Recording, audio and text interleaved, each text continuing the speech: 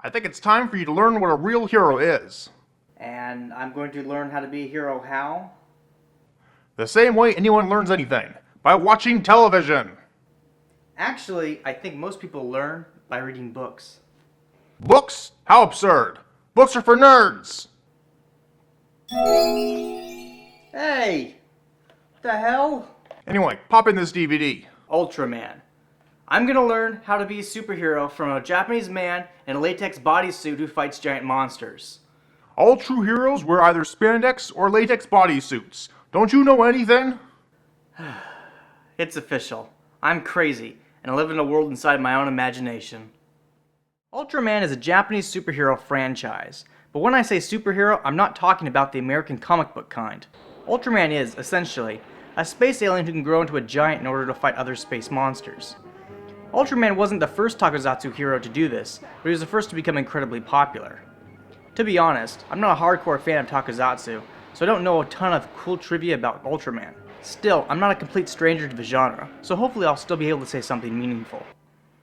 My first introduction to Ultraman was the 1981 English version of The Adventures of Ultraman, which was an animated series. I was probably about 11 when I borrowed the VHS tape of the show from step-uncle to watch, while I was staying home sick with the flu. Maybe this is partly because I was hopped up on cold medicine, but I thought the cartoon was really cool. But at the time, I had no idea it was based on a live-action production.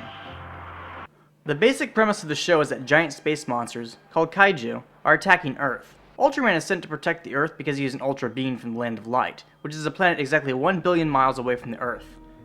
I can't make this up. Ultraman ends up accidentally killing Science Patrol Officer Hayata. Feeling bad about it, Ultraman revives Hayata by merging with him. Hayata is able to transform into Ultraman by pressing a button on a magical phallic object called the Beta Capsule, which Ultraman gives him. Despite being an Ultra being, Ultraman is not invincible. Hayata can only remain in Ultraman form for a limited time.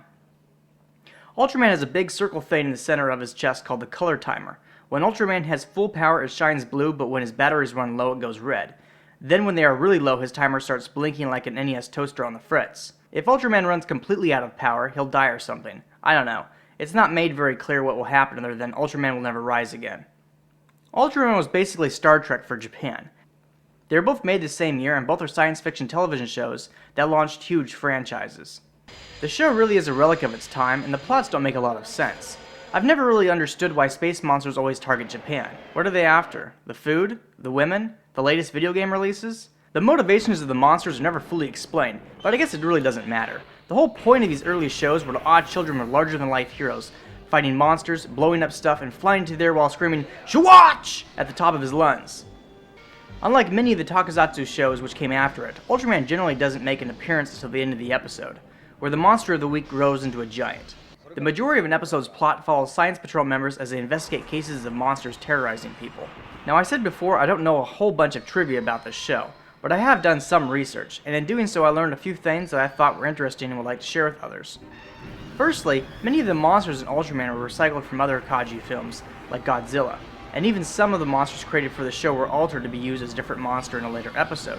Now you might wonder how the costumes of characters from Toho monster films were in a non-Toho produced television show. This was possible because the creator of Ultraman was Eiji Tsuburaya, the head of special effects for Toyo at the time. Since he created the costumes, he decided he was going to reuse them in his productions. Secondly, rumor has it Ultraman crosses his arms to shoot his laser because the series creator was Catholic. So if you believe that interpretation, Ultraman is basically the world's most badass exorcist/vampire hunter. The last bit of trivia I have to share is Ultraman was actually created as a spin-off of another show. The original show was called Ultra Q and followed 3 people investigating monsters, aliens, and other weirdness. The show basically had a similar premise to X-Files. At the time it was probably most similar to The Outer Realms. All in all, Ultraman is a great example of film special effects. A lot of it looks cheesy by today's standards, but at the time it was top-notch stuff.